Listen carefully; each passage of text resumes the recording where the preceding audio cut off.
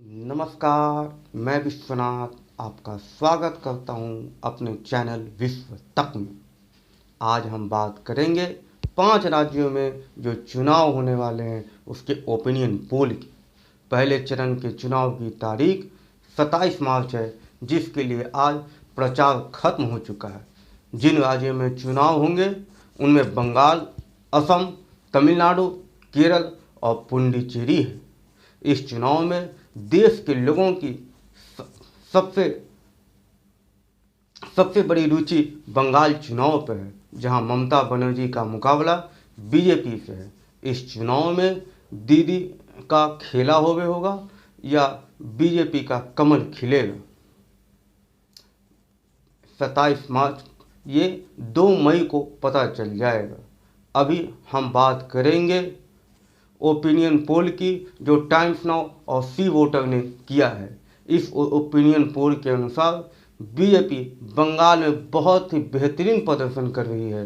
BJP 2016 में विधानसभा चुनाव में सिर्फ 3 सीटें जीती थी और इस बार तो लग रहा है कि ममता को धूल चटा के ही छोड़ेगी। पहली बार बंगाल में बीजेपी का कमल खिलेगा।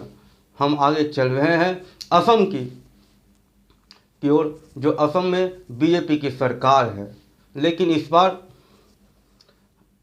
यह सरकार फिर से बनती हुई दिखाई दे रही है। लेकिन इस बार कांग्रेस का गठबंधन जो है उसे कड़ी टक्कर दे रहा है, क्योंकि इस चुनाव में कांग्रेस का AIUDF के साथ गठबंधन हो गया है, जो बदरुद्दीन अजमल की पार्टी है।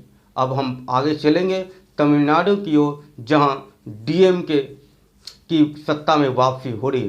तमिलनाडु में कई दशकों से ऐसा कभी नहीं हुआ कि जहां करुणानिधि और जयललिता दोनों चुनाव में न हों।